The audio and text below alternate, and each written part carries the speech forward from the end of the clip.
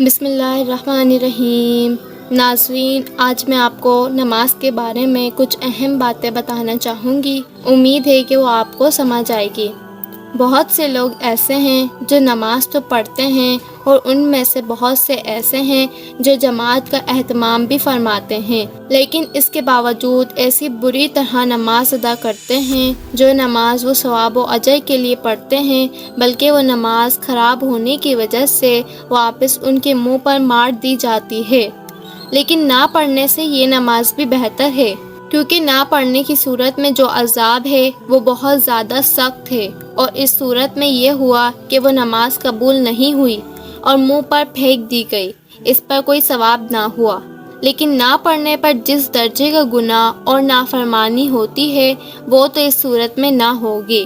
البتہ یہ مناسب ہے کہ جب آدمی وقت خرچ کرے، کاروبار چھوڑے، مشقت اٹھائے، کوشش کرنا یہ چاہیے جتنی زیادہ سے زیادہ وزنی اور قیمتی نماز پڑھ لیں اور اس میں کوتاہی نہ کریں تو وہ نماز بھی قبول ہو جائے گی۔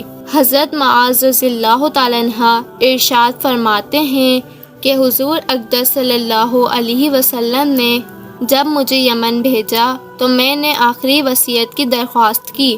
حضور صلی اللہ علیہ وسلم نے ارشاد فرمایا کہ دین کے ہر کام میں اخلاص کا اہتمام کرنا، کہ اخلاص سے تھوڑا عمل بھی بہت زیادہ ہے، اس لیے نماز ہمیں پورے اخلاص اور دل لگی سے پڑھنی چاہیے۔ نماز کے بارے میں اللہ تعالیٰ کا ارشاد ہے، بڑی خرابی ہے ان لوگوں کے لیے جو اپنی نماز سے بے خبر ہیں، جو دکھاوا کرنے کے لیے نماز پڑھتے ہیں۔ بے خبر ہونے کی بھی کئی قسمیں ہیں۔ وہ شخص جسے وقت کی قدر نہ ہو اور نماز کو قضا کر دے۔ دوسرا وہ شخص جو نماز میں متوجہ نہ ہو، ادھر ادھر مشغول ہو۔ تیسرا وہ شخص جسے خبر ہی نہ ہو کہ کتنی رکعتیں ہوئی ہیں۔ دوسری جگہ منافقین کے بارے میں اللہ تعالیٰ کا ارشاد ہے، ترجمہ: جب نماز کے لیے کھڑے ہوتے ہیں تو بڑی کاہلی سے کھڑے ہوتے ہیں، تو صرف لوگوں کو دکھاتے ہیں کہ ہم بھی نمازی ہیں۔ ایک اور جگہ ارشاد ہے، پس ان نبیوں کے بعد بعض ایسے ناخلف پیدا ہوئے جنہوں نے نماز کو برباد کر دیا اور خواہشات نفسانیہ کے پیچھے پڑ گئے، سو عنقریب آخرت میں خرابی دیکھیں گے۔ ایک اور جگہ ارشاد فرمایا جس کا ترجمہ یہ ہے، بے شک کامیاب فلاح کو پہنچ گئے وہ مومن جو اپنی نماز کو دل لگا کر پڑھتے تھے، جو زکوٰۃ ادا کرتے تھے، جو اپنے اخلاق کو درست کرنے والے تھے، جو اپنی شرمگاہوں کی حفاظت کرنے والے تھے، جو اپنی نمازوں کا اہتمام کرنے والے تھے۔ یہی لوگ جنت کے وارث بنیں گے اور ہمیشہ ہمیشہ اس میں رہیں گے۔